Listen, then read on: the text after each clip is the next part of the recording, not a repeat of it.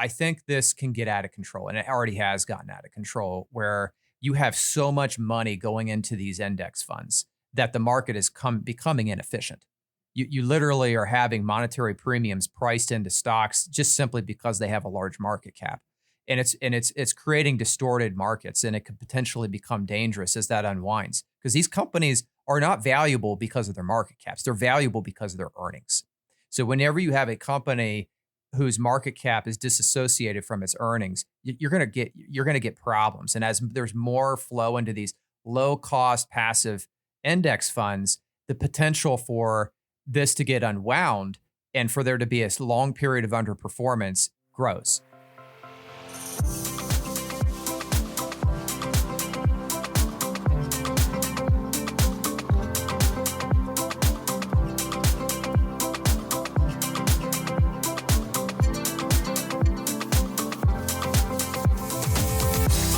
Got to get my radio voice on.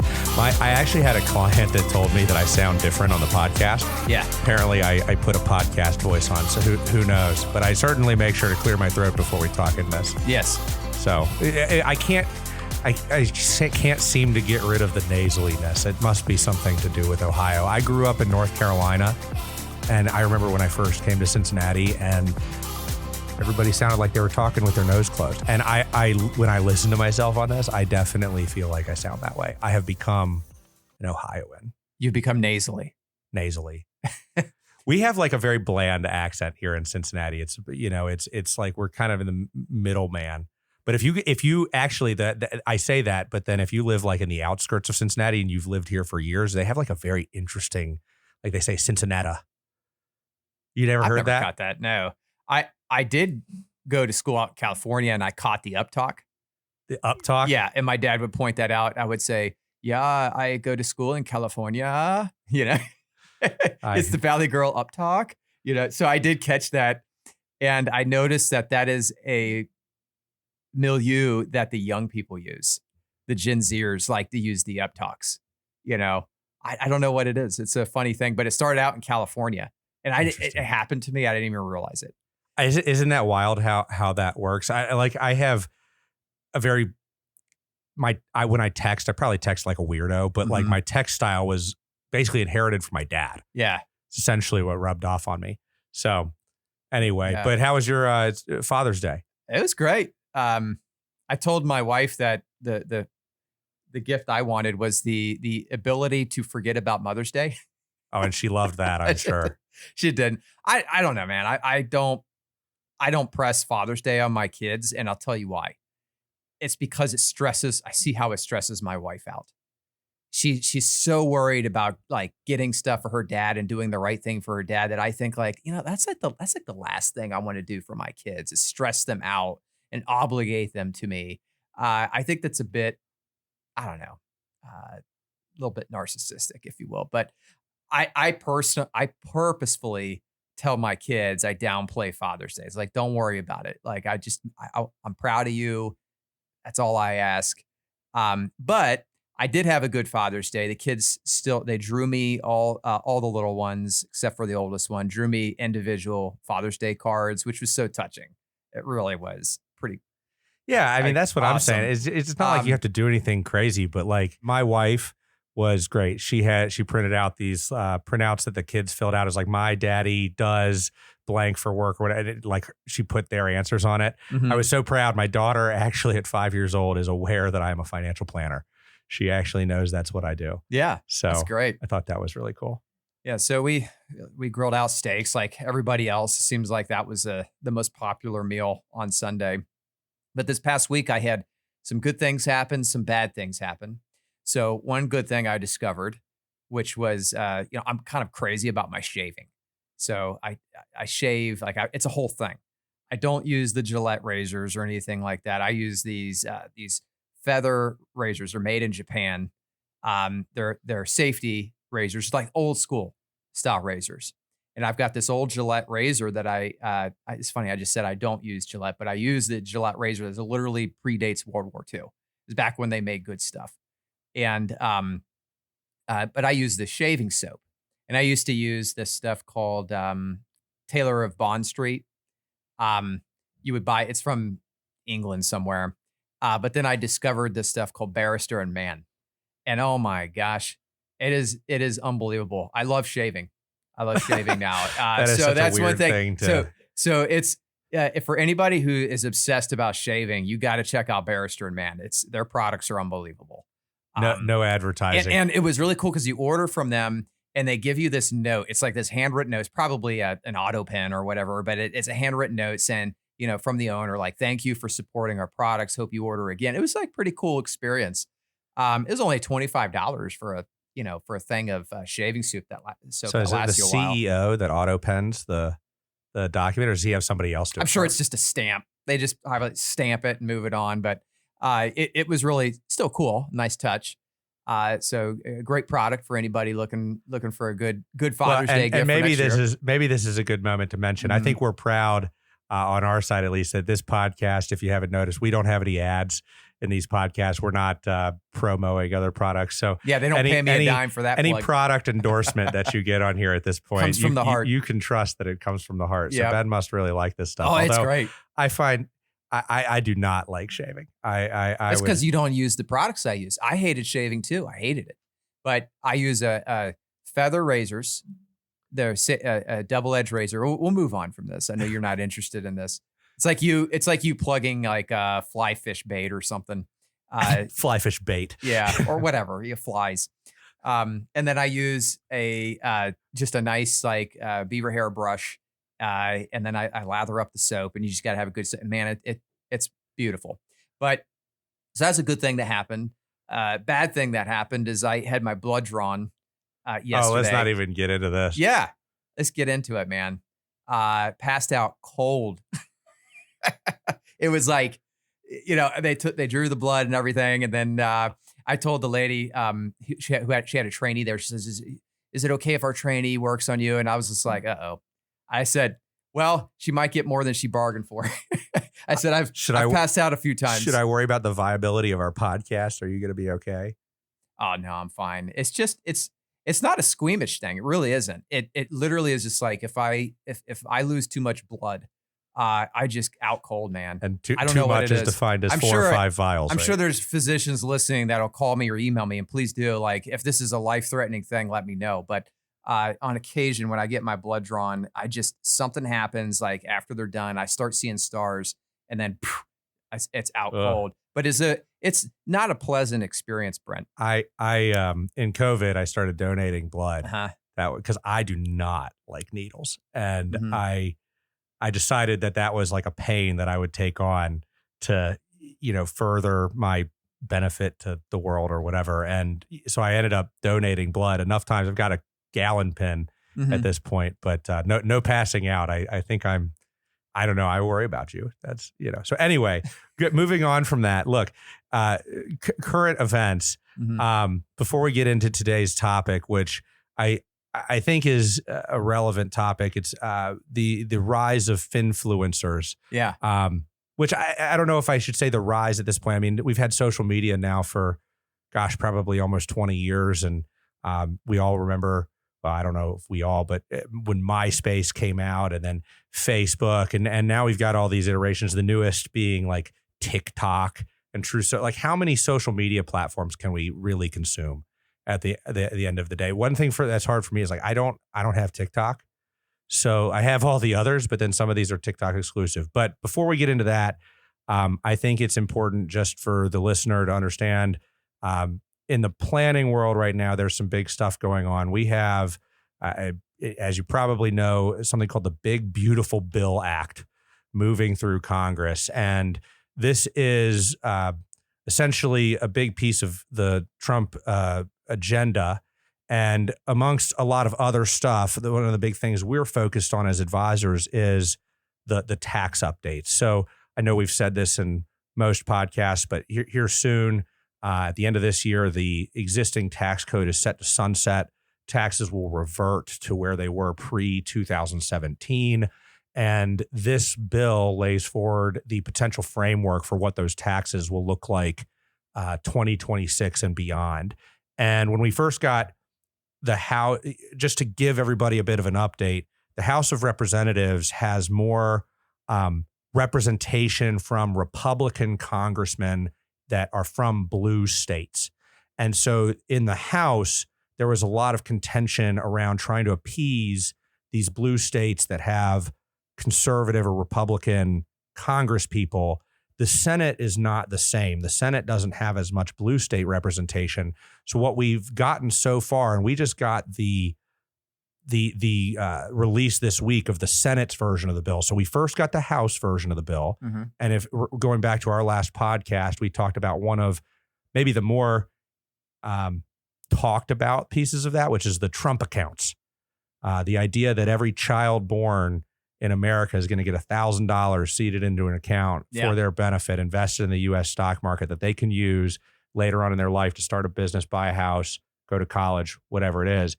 But there are a lot of other provisions in here. So from the House, there was a larger state and local tax deduction cap. There's deductibility for auto loans, interest on auto loans for cars made in the U.S., subject to some income phase outs.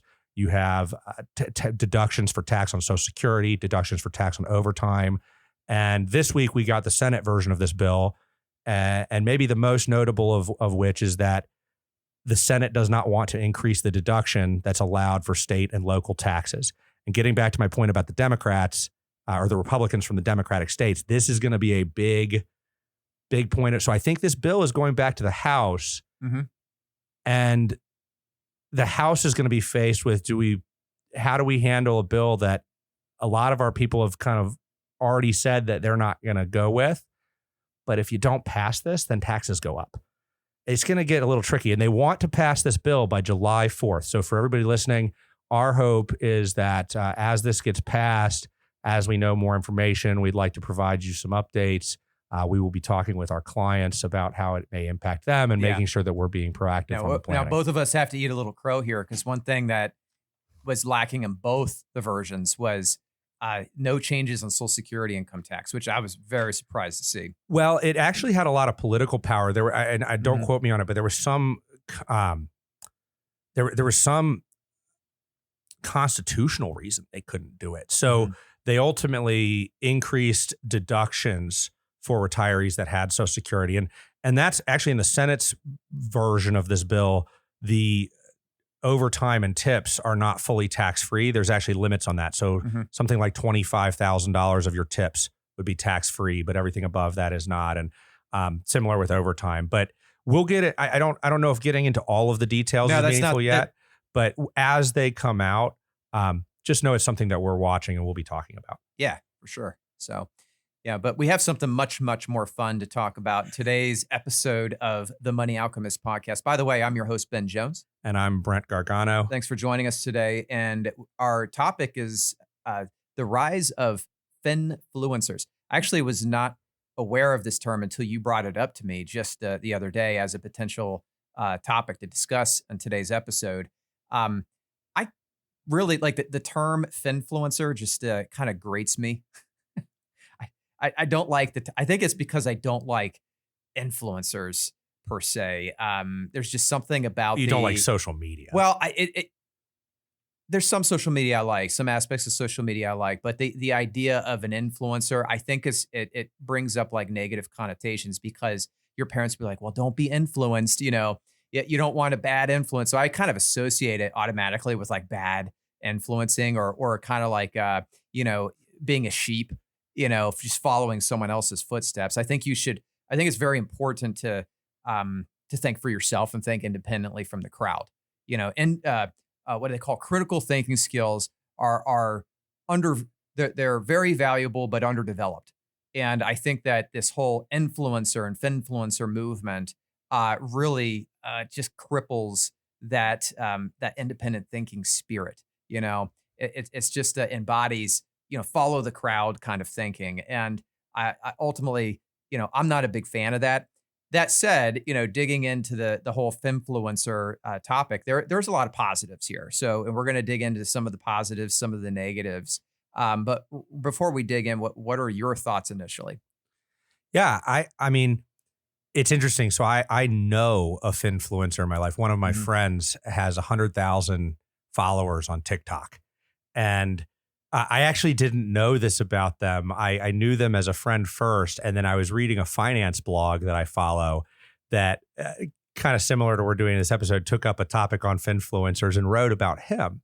And I texted him immediately and said, why is Nick Majuli writing about you? So turns out he is a Finfluencer and got a pretty good following. And he's in this, a lot of, they think these young Finfluencers are followers of what's called the FIRE movement. FIRE stands for financially independent, retire early. Mm-hmm. A lot of them, at least from my observations, are the financial experience they bring to the table is not the experience in seeing other people's finances. It's their experiences in their own personal finance journey. Yes. So like in this guy's situation, he started saving early. He saved regularly, put money in retirement accounts. He bought a rental property with very little money down, lived there for a while, moved out, invested in a diversified portfolio of low-cost index funds. And lo and behold, you wake up and you're 30 years old and you've got some okay money. And then there's this question about, okay, so now that you have some money, like what do you do with it? And I'm a little cynical because my cynicism with the financially independent retire early community is that people convince themselves that they want to not work, and that's fine. But there's a lot of definition that you need to put to what do you want to do. And if you stop working at 30, like this whole concept is based on, okay, if you can live on next to nothing, then that means you can save a lot of money. And if you can save a lot of money and invest it, and you don't need a lot of money, you can quickly get to a point where you can just, retire and live off of your money. But we've talked a lot about financial happiness and things like that. And people need purpose and people need something to do with themselves. So I'm not saying that you don't. I mean, I follow people that have quit their jobs and retired and they're like off on a bus traveling around with their family. I mean, there are ways to do this, but I think there's this emphasis on not working and financial independence when there should be maybe some emphasis on like finding your skill set and monetizing that. It seems geared towards people that hate their jobs. Yeah, and that's exactly where this came from. Is this particular individual is an engineer and just wasn't, engineering. They made some okay money. They were able to save. They were able to invest. They were really critical. I mean, I would consider this person a smart person, but they didn't really like engineering, and so this was all a way to escape engineering. And now they're in their mid-30s. They've been retired, quote unquote, for a few years, living kind of halfway out of the portfolio, picking up some income here and there, using the Finfluencer income as a way to supplement lifestyle. And I certainly hope it works, because if it doesn't, you've got to then try to go back to engineering. I mean, you've cost yourself so much income potential, I feel like, by taking those years. And and by the way, the same person is resistant to actually becoming when we sit down and talk, I talk to them about, you should consider actually becoming an advisor. And they do not like that. A lot of these Finfluencers, they kind of resent financial advice. I mean, we are not good guys in these people's minds. So which is interesting, because we'll talk about this as we go. Well, I don't think what they do is all bad. Well, I was watching this gal, Tori Dunlap. She's definitely controversial, shall we say. She's got some really strong opinions. Some of them I agree with, most of them I don't. But they were just opinions. They're right for some people. One of her opinions, she's got a hot take number 3. I think it's number 3. Related to this is number 3, which is just the finance industry is scammy. Like, it is I've said this in previous videos, but it's a multi-billion-dollar industry built on stereotypically straight white men going, oh, honey, oh, don't worry, I can do it for you. And then they charge you an exorbitant amount in fees, and they don't do anything. We know from the statistics and studies I found from my book, people who are professional stock pickers are bad at their jobs. Like, they do not outperform a diversified investment like an index fund. They're bad at their job.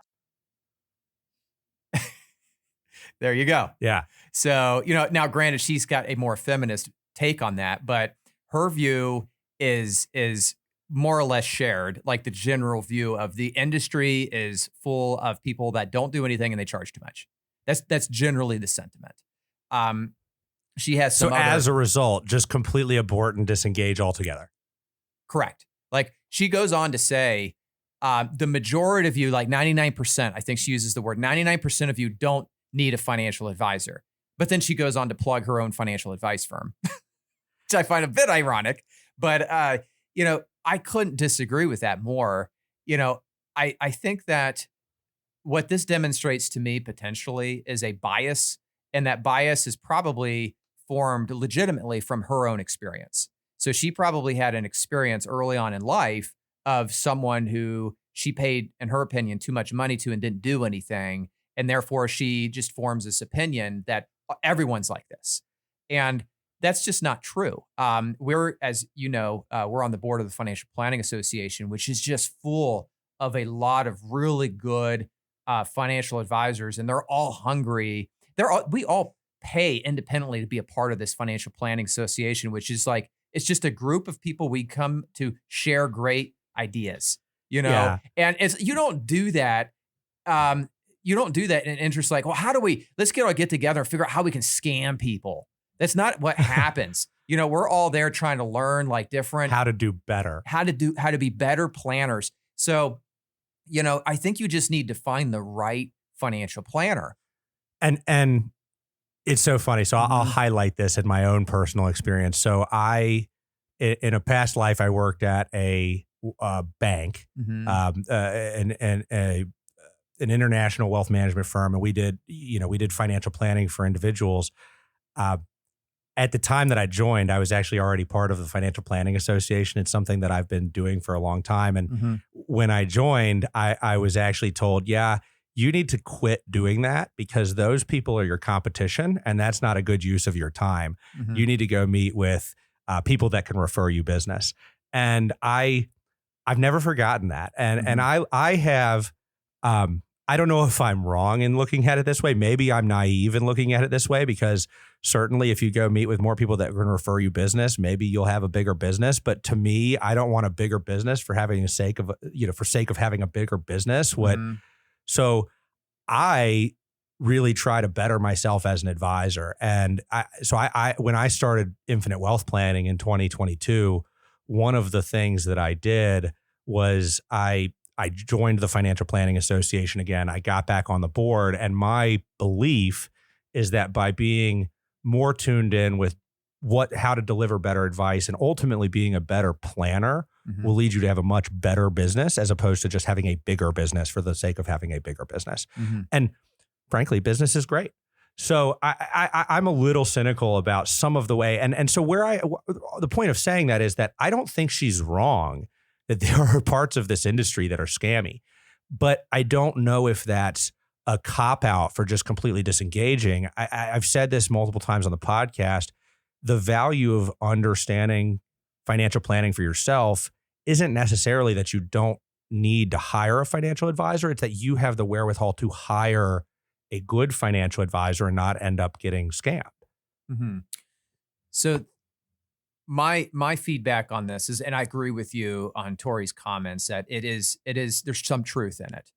But I think that one of the problems with not just the influencer, but the influencer is just there to serve a demand. There is a strong demand for overly simplified advice. The advice that these influencers give is usually delivered broadly to a broad audience. So it's very generic, and it's less than 15 minutes. The videos are less than 15 minutes. Oftentimes, especially the TikTok ones, they're like 5 minutes or less.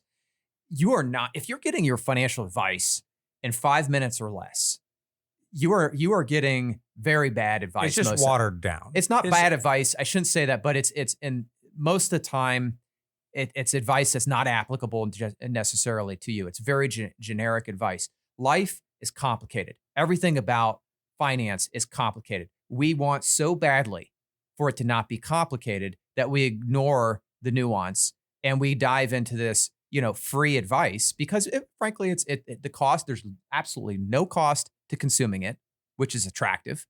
I like that. I like free anything, who doesn't?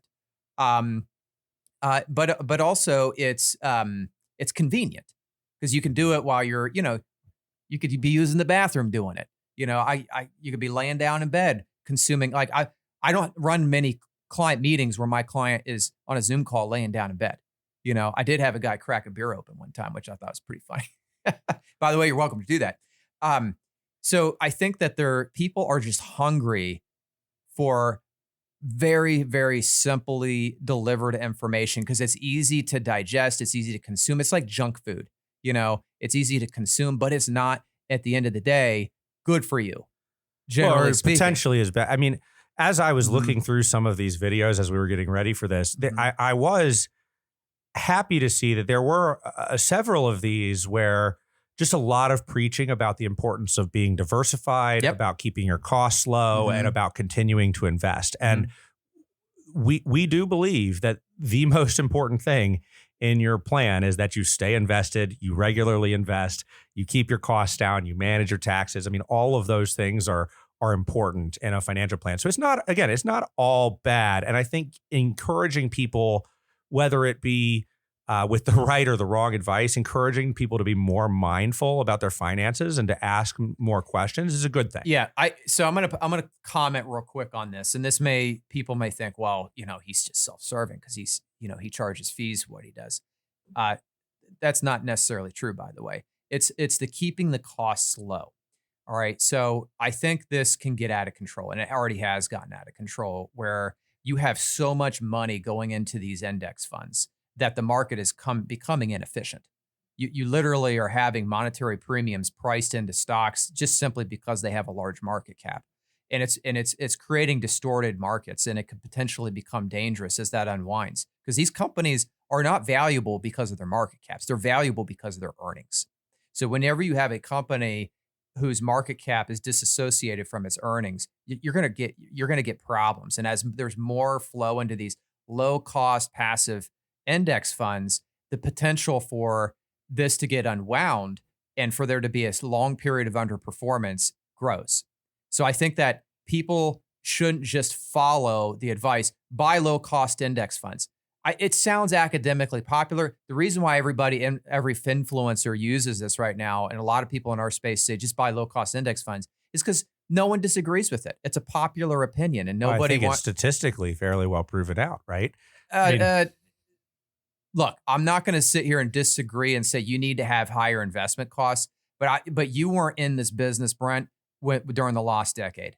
All right. So I remember the lost decade. I remember 2000 to 2010. An S&P, go and look this up, an S&P 500 index fund from 2000 to 2010, flat, did not produce any returns.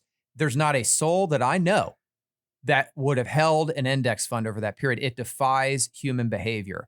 So the only way to mitigate that is by having asset allocation strategies. So now there are low cost asset allocation strategies. My point being is that your sole decision based on like how my portfolio should be allocated shouldn't be costs. It should be a component of the value equation. Yeah. And I think that, it's super easy to say, just buy cheap.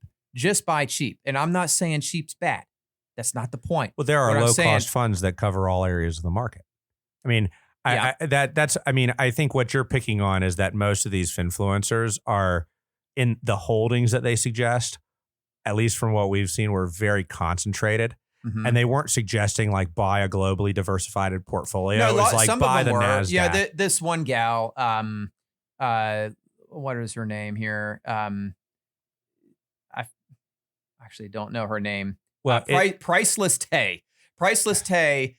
She will give you three ETFs that's all you need to own for the rest of your life, are these three ETFs, Brent. I'm not going to tell you what they are. You can look them up because, she falls under the entertainer exemption, by the way. All these Finfluencers do. They're not fiduciaries. You follow their advice, and if it doesn't work out for you, it's on you. Well, but that's not the case with us. But there's these three ETFs. So, one of them was a broadly diversified index fund. I just don't think that you should choose your entire investment strategy based on cost. And I'm not necessarily suggesting that you should, but I also do think that if you look at the statistics historically, by paying more inside of these actively managed funds to outperform the index, at least the statistics are against you. Now, you could say the same thing. We talk about how the advisor industry is scammy, and you say, okay, well, what if only a small percentage of the mutual funds outperform their benchmark? Well, the other side of that is, well, what if you can find those funds? And we say that with advisors. What if you could find those advisors that are above the line? Because there are some advisors that are surprise, scammy. surprise, it just takes a little bit of work. But it's hard to quantify that in investing. Okay, much easy. I believe it is much simpler to determine whether you are getting good financial advice or not when it comes to a comprehensive approach to your wealth, as opposed to trying to measure if a portfolio manager has been able to add excess return over a long period of time. Because you and I have seen it time and time again in this industry, when mutual funds outperform, when there's a period of outperformance, guess what happens? Everybody runs to them because the Morningstar rating goes up. Morningstar goes, oh, look, it's a great fund because look how it's done the last 5 years. And then what happens the next 5 years? Typically that fund underperforms, right? And so you get these, and this happens in the advisory community. I mean, I could go on a long time on this because I also believe your portfolio should be simple. I do not think you need 20 holdings in a portfolio to be diversified, right? I think a portfolio with, let's say, 7 to 10 funds can be a very effectively diversified portfolio. Now, picking on the advisor side of this, I cannot tell you how many times I've seen clients or potential clients come in with statements from outside advisors where they are in 30 different funds, and each of the funds has higher expenses. They're all actively managed. At a certain point, adding extra funds doesn't create end up what's called a closet index strategy. Well, so, no. I don't even think it's that. It doesn't create more diversification. It creates concentration. And here's the problem. For the listener, here's where our industry can get a little scammy. Every one of those fund companies has a representative called a wholesaler. And those wholesalers, they come and hang out with the advisors. And their job is to communicate with the advisor on what's going on a fund level and, why you should buy their funds for your clients and all of this stuff, right? Now, who do you think is giving the advisors more fun stuff? The company that's charging 0.03% for their fund, or the company that's charging 1.3% for their fund? Well, obviously the company with the higher marketing budget, but I think that that's somewhat untrue because, I see, Vanguard throws a lot of money at marketing dollars. I had a wholesaler one time take me out to an NFL game, box seats, all you can eat. They must have spent over $1,000 on tickets for my wife and I. We could park where we wanted to, parking wise. I mean, it was fun, but you can't tell me that's not a conflict of interest. So, there are times, and if you're listening to this and you have an advisor, it might be worth looking down at your portfolio and looking at the funds you own and what the expenses. And if you own 3 different large cap growth mutual funds that do the same thing from 3 different sponsors, you might want to ask yourself if your advisor is appeasing you as the client that pays, or appeasing the wholesalers that are taking them out to nice dinners and taking them to sports games. And because that does happen in our industry. Oh, it does. I'm not denying that, but I think that let me explain how I think a portfolio should be constructed. All right. So, and it's going to be different. This is not an easy thing to do. The thesis is the right portfolio for you is the one you will stick with. And if you sit down with me and you say, Ben, I really, really like it when my fee expenses are super low. I'll say, okay, you check that box. What's next? I like it when my performance is consistent over long periods of time. Okay, check that box. And then, eventually you get a laundry list of things that altogether are absolutely impossible. I want unlimited returns, no fees, no risk. That's the perfect investment. Everybody wants that. So what you have to do is you have to pick out, okay, you have to prioritize what's most important.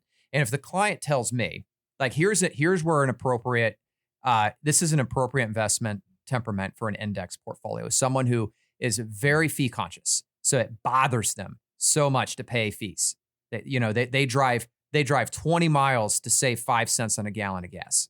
This is that kind of person. It's just, it's the principle. You've got a bone to pick, it sounds like. Well, because they're cheapskates. I don't like cheap people because I think that ultimately... you and I have a different opinion on this, by the way. I ultimately think that index funds are problematic for our society as a whole, because I think they create an inefficient market, and we can dig into that in another podcast. I don't dislike index funds for everyone. I just don't think they're for everyone, if you catch what I'm saying. So they're for the right person, but I think we've got a lot of people piling into index funds simply because the 10-year performance. I think that's what they're doing. I think they're looking at historical performance, and they're buying. But my argument is that if you actually recreate, well, let me finish my thought. So I think that the right person for an index portfolio is someone who is very fee conscious, but they also are good with average returns. So that's what they want, is just pure average returns. And they are fine with prolonged periods of underperformance.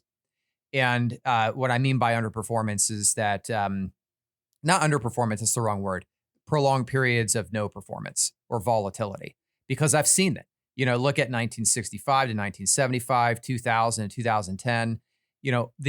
Some of the more active strategies that or asset allocations that I've managed in our practice, they're designed for 3 years. That you're going to have positive performance on a 3-year rolling average. That's the target. That is not the case with some of these index strategies, depending on the time frame you look at.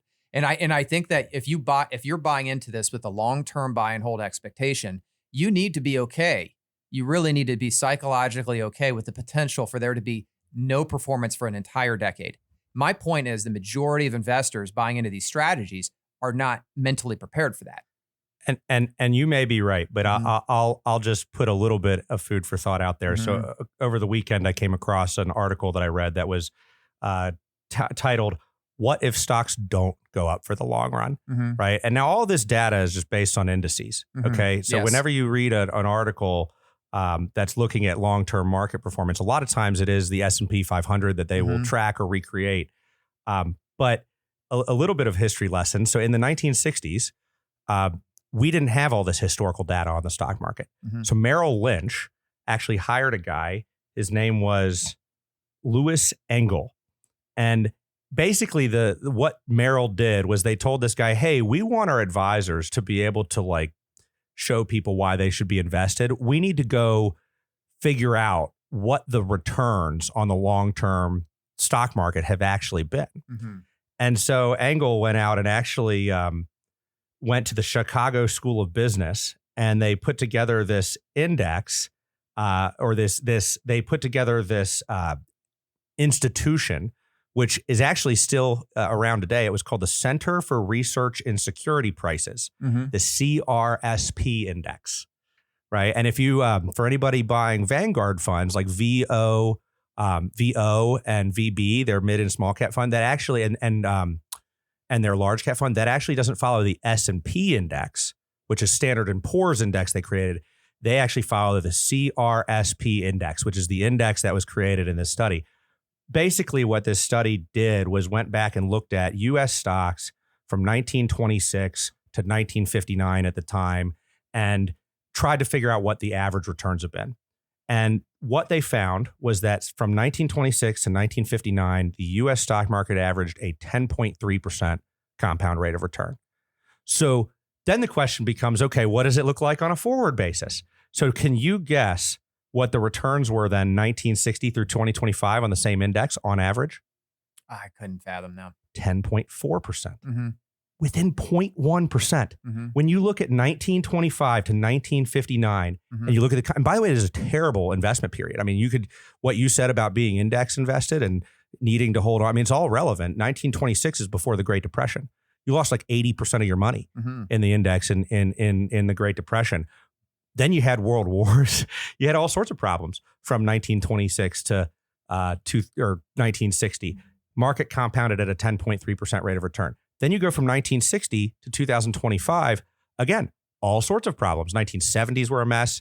1980s, there was a crash in the late 80s, crash in the early 90s. Then, of course, we had the dot-com bubble. Then you had the crash in 2000s, the crash in 2008. You had a good market and, on and off for some decade after that. You still ended up 0.1% different, 10.3 versus 10.4% compounded returns. Think about how consistent that is. But what's your point? I think betting that the market's not going to consistently go up over time is a really bad bet. And I don't think you need to be, I think you can do it in an index. Oh, absolutely. I'm not disagreeing with that. Indexes are going to go up. We've kind of drifted from the Finfluencer topic, but I think this is a big point. Piece of what they preach, right? Yeah. Because what they argue with at advisors is that we charge too much money. And I think there's a distinction in cost for the investment. So like, we can use low cost investments from our clients and still charge a fee. The fee, a lot of times really covers the time and energy spent on planning, on rebalancing the portfolio, on adjusting the plan over time, right? But like on keeping you invested. My main point is the right portfolio for you is the one you will stick with. And I don't think the majority of people would stick with a portfolio that did not produce positive returns on a 10-year average. Which I think is why you can own, again, if you want to own low-cost funds, fine, but there are international funds that are low-cost. There are small and mid-cap funds that are low-cost. But then you have to put in the work to put together the asset allocation. And if you don't have the expertise to do that, you have to pay someone to do it. Therefore, fees should not be the only thing, because there are a lot of my clients that I work with. These are wealthy clients, very intelligent people. They are happy to pay a fee for someone to put together a thoughtful asset allocation that they can stick with that is aligned with their financial plan. This is not a waste of money. It's smart money. Because when the tough gets tough, which it will, their portfolio will be aligned with their financial plan and their risk temperament. So when they're meeting with me, like during COVID, more recently in this, this tariff sell-off and things are, down 20, 30%. And I know for a fact that they're not going to hold, they're going to be emotionally strained during those periods. And then I meet with them and I say, well, good thing that, you're not all in on that one thing that was down 20, 30%. We've got a diversified allocation. Sometimes it is possible to do this on your own. I'm not saying it's not, but you have to be thoughtful about it. You have to put in the work. You have to study. And I guess what we're suggesting is there's a difference between asset allocation, which is how much stocks you own, how much bonds you own, like what do you own versus stock picking. I don't personally think there is a whole lot of value in paying exorbitant fees for somebody to stock pick for you. I agree with that. Stock picking is, and that's what a lot of these mutual funds are. These higher expense mutual funds at the core. Yeah, that you are paying a 1% or a 0.5%, 1%, 1.5% expense within the fund, so that you can have a fund manager that is basically picking the individual stocks. And I don't. I'm. There are a handful of managers that I think can do it. I'm not going to give that away. So it's not to say that some of them do, but they're few and far between. And I do think that for the vast majority of people that are looking for an asset allocation, it's appropriate to use index funds for that asset allocation. But I also don't think the majority of people should have just VU and chill. I don't think you should have VTI and chill. I think you should also consider, depending on your age, should you have exposure to Bitcoin? Should you have exposure to real estate? Should you have exposure to private equity? Private equity, fixed income. I mean, there's so many different types of asset classes that you should look into that are outside of the S&P 500. So what do you recommend? I mean, if I'm sitting down and I'm flipping through my social media and I happen to see a financial guru tell me how to invest or how to handle my money, what's your suggestion for what I do with that information and what my next step should be? By all means, consume this financial influencer material if it motivates you to save and invest and just get interested in learning about how to build your wealth. These are all very good things. I would be cautious at anyone who says, this is what you should do. And you look at the video and it's 50,000 views or 1 million views. How in the world is that applicable to all 50,000 people? It's impossible. So I think when the advice gets really specific or it paints with a wide brush and says everybody should do this or nobody should do this, that raises a caution flag. You should automatically flag that as suspect. But other than that, like there's some general good advice. Like generally, you should save money. Yeah, generally invest, you should have an emergency fund. Stay diversified. Yeah, there are some really good. What about ones. buy an IUL? What about buy life insurance? How do you feel about those? It depends, right? I generally don't think a lot of that stuff that's out there is junk. You're the compliance guy, so I know we're running low on time, but I want to tap into your experience. So for the listener, Ben is the chief compliance officer for a national wealth management group, a large RIA here in Ohio.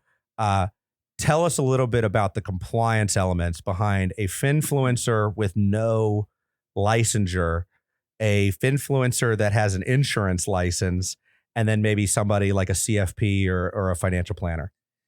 Well, first off, people know this. Like, I'm not attacking Finfluencers. I think that they're on a whole, they're a net positive. Because they get people engaged in their money. Yes. And I think I'm all about educating people in this business and empowering people to do it on their own if they can. I think it's a great thing for especially young people, because there's a lot of financial professionals like us. It's just not profitable to serve young people. And it's an underserved segment. And we're thinking about ways, our firm's thinking about how do we do this? How do we economically serve these people? Because these companies like Robinhood, they just prey on them. Robinhood, not to dog on them too much, but it's the complete opposite of Robinhood. Well, they try to gamify it, right? Well, Robinhood's goal is to get you to place trades. It's a wealth transfer scheme where the movie Robinhood, they steal from the rich and give to the poor. And in Robinhood, they don't steal from the poor and give to the rich. They steal from the intelligent, or they steal from the dumb and give to the intelligent. The right way to make money in Robinhood is to invest in the stock. Let me back that out. Don't buy Robinhood stock unless it's right for you. But I mean this just figuratively. Like, be an owner of the company that's making money, in order to profit from it. You're not going to be some, day trader trading on Robinhood getting wealthy. It's a gambling scheme.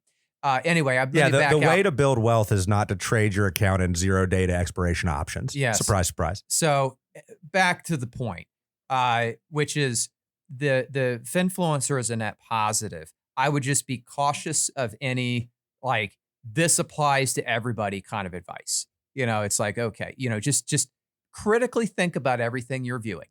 All right. And see if it applies to your situation. If you're unsure, that's when you need to talk to a financial professional. But let me go over the compliance consequences. So every Finfluencer, and Finfluencer's been around for years and years, back to Dave Ramsey, the OG Finfluencer. This guy had a syndicated radio show, still has. I think his podcast is more popular now than his radio show. But he has never, ever, ever been liable for any of the advice that he's given. Not once. And you want to know why? Because he's an entertainer. There's an entertainer carve out, a regulator that the regulators have. The regulators are FINRA and the SEC. They do not hold entertainers to any sort of, not a fiduciary liability, not even a suitability standard. So yeah, if you follow their advice and it's terrible advice, like, that's on you. If you call into one of these shows, Dave Ramsey's not the only one. I'm not going to pick on him. By the way, I like Dave Ramsey, so I'm not picking on him. This is just the way it is. We could have a whole show on picking on him. If you call into the show and you say, Dave, I don't know how to build wealth. What should I do? And Dave says, buy a good, solid growth mutual fund. And then you do it, and it just so happens to be 2007, and you're good. You lose 50% of your money and you bail out. And then you call them up and say, or you file a complaint with the SEC or FINRA. Guess what? The joke's on you. He's not liable for that. Neither is Jim Cramer. Jim Cramer's an entertainer. These guys are all, and gals, they're all entertainers. They're not liable for any of the advice that they give you. That doesn't mean the advice is bad. It just means do your own research. It just means they don't owe you anything. So absolutely, it's worth the price that you pay for it. All right. The next thing I will say is that if financial advisors that you work with, there's what about these insurance people? Exactly. Not all are created equal. So one of the scammiest areas in our business is the insurance only agent masquerading as a quote unquote financial advisor. You can call yourself a financial advisor, which the industry is trying to change this, but currently it's not the case. There's no restrictions. You can call yourself a financial advisor and just be an insurance agent. Now, nothing against insurance agents, but the regulatory scrutiny that they are subjected to is far less than what you and I are subjected to. So, I'll give you an example. So I had a client that works with us to this day. He worked with an insurance broker, bought one of these index universal life policies, put $50,000 into this thing as an upfront payment to seed it. Now it was like misrepresented from day one. The agent said, listen to this, if you put $50,000 in this, the company will match the $50,000. Verbatim. That's what he told this guy. So he did it. And guess what the policy value is worth when he got the statement? Sure enough, it was $50,000. What the guy was telling him, it was, you could put $50,000 in and borrow your $50,000 and your policy would still be worth $50,000. So he was misrepresenting the potential loan that you could get from the IUL as actual cash value. Isn't that crazy? And I don't sell these things, but my understanding too is when you put together, they're called illustrations that these are sold with. And well, people don't work that. These illustrations are very complicated. People don't understand them. But they can use whatever numbers they want. The illustration doesn't have to be a realistic representation of what the contract might actually grow by. Yeah, so, you could pick your assumed rate of return could be 20%. Now, so a lot of insurance companies, they do limit, but it still is ridiculous. I see these things illustrated at 10, 12, 15% sometimes. But so this fella, when he got wise to this, he comes to a financial planner. So he seeks us out. We sit down with him and say, that's not the way the policy works. Well, how do I unwind this thing? Well, sorry, it's got a 20-year surrender schedule. Well, how much of my money can I get out of it? Ends up he could get out of his $50,000, $5,000 was his surrender value. Ugh. Yeah. So literally lost $45,000 listening to this advice. And guess what we did? Well, guess what he did? He filed a complaint with the state regulator, insurance regulator. Guess where that complaint went? Nowhere, because he signed the application. It was basically, he took the guy's word for it, signed the application. The state of Ohio assumed, because this was sold in Ohio, it just assumed that, okay, well, you understood everything you were signing. So therefore, sayonara, completely dismissed the complaint. All right. So that's the way it works. It's, the insurance agent is essentially given even though it was unethical, it was misrepresented. They're not held to any fiduciary standard. They're really an insurance salesperson. Yeah. That's masquerading as a financial planner. And to just make sure, and I think we've even mentioned this before, when you work with a financial planner, take a look at their website. And if you scroll down to the bottom and you see a little @DBA, Mass Mutual, or, Northwestern Mutual or whatever, just be a little wary and know that person is selling. Well, at least with some of these companies that are selling variable products, they are subject to FINRA regulations. So this would have been different if this individual purchased a policy that had a variable component. So I know this is a bit confusing, but we should probably not get into it too confusing. Okay, well, let me just say, if it's an insurance product that you're buying, automatically you need to scrutinize that.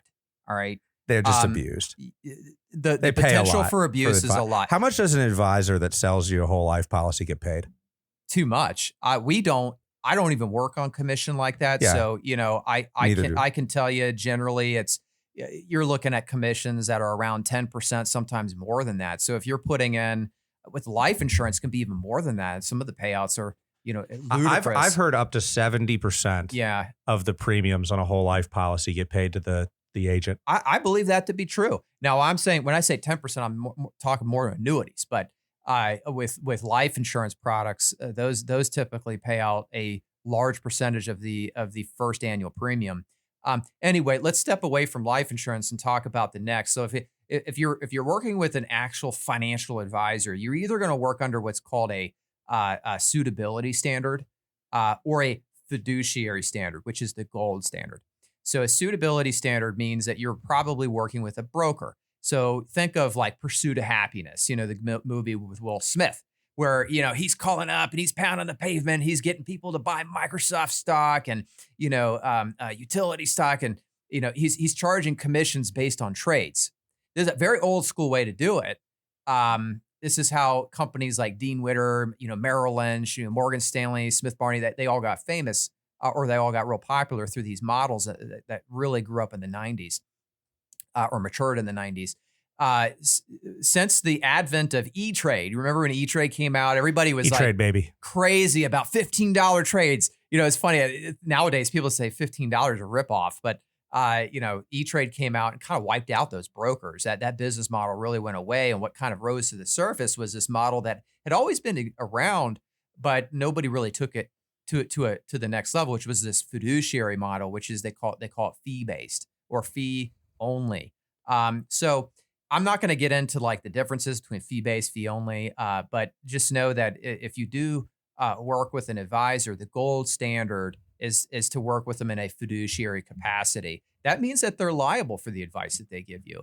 A lot of these every one of these advisors should be carrying E&O insurance. They should be taking into account your specific situation, acting in your best interest. That's how we work with clients. And if they're not, they're held legally liable for it. And there's a reason why you and I on this podcast will never give broad-based, very specific advice. It's not because we don't want to. It's not because it's because it's tricky. Like we got to know more. We have to know more about you. And if I don't, and you do what it's not a good thing. So by the way, I looked this up. Mm-hmm. The typical upfront commission on a whole life insurance policy is between 50 and 100% of the first year premium. Yeah, you're right on the money. So if you buy a whole life policy and you put your first year premium is $50,000, like this guy said, that person selling the whole life policy is making somewhere between $25,000 and $50,000 up front. And then on an ongoing basis, they're only getting renewals of 2 to 5% a year. So what happens is they get paid a lot up front and then they don't get paid a whole lot. And then, by the way, if you were to take that same money and invest it in a diversified portfolio where they charge you 1%, how many years of 1% does it take before you make 50 to 100%? It's a lot of years. A lot of years. So the way that we charge, just for anybody listening, is we charge a transparent fee.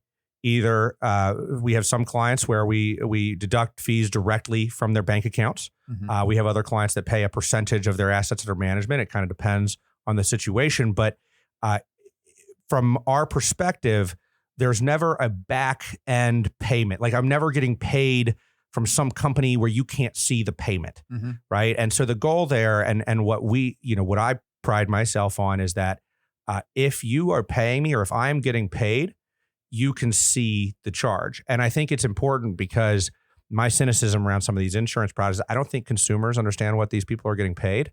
I don't think consumers understand why they would sell, one versus the other to them. And I often hear, I know my guy got paid, but I don't know how much. And I don't want my clients saying that. I don't want my clients having to say that. Here's a question that'll blow your mind. How does a Finfluencer get paid? Yeah, views. So they're kind of incentivized to make hyperbolic content. Yeah, like don't seek out a financial planner. Right. Because you can just tune into my channel. Yeah, don't seek out financial advice, but come here to get my financial advice. Yeah, exactly. So anyway, I know we've beat this topic up a little bit and we meandered a bit, but I hope that it's been useful for everybody.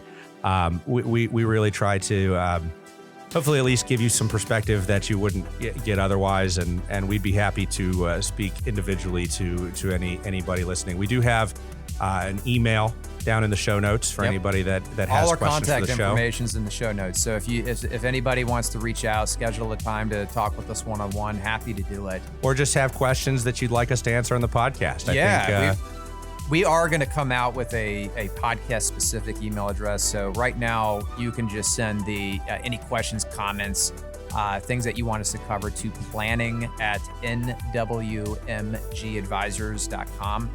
That goes directly to myself and my administrative client service manager, Michelle. So Again, that's planning at nwmgadvisors.com. Happy to take your comments there. Catch you guys next time. Opinions voiced in this podcast are for general information only and are not intended to provide specific advice or recommendations for any individual. All performance referenced is historical and is no guarantee of future results. All indices are unmanaged and may not be invested into directly. Investing involves risks, including the potential loss of principal. To determine which strategies or investments may be suitable for you, consult the appropriate qualified professional prior to making a decision. Advisory services offered through National Wealth Management Group, LLC.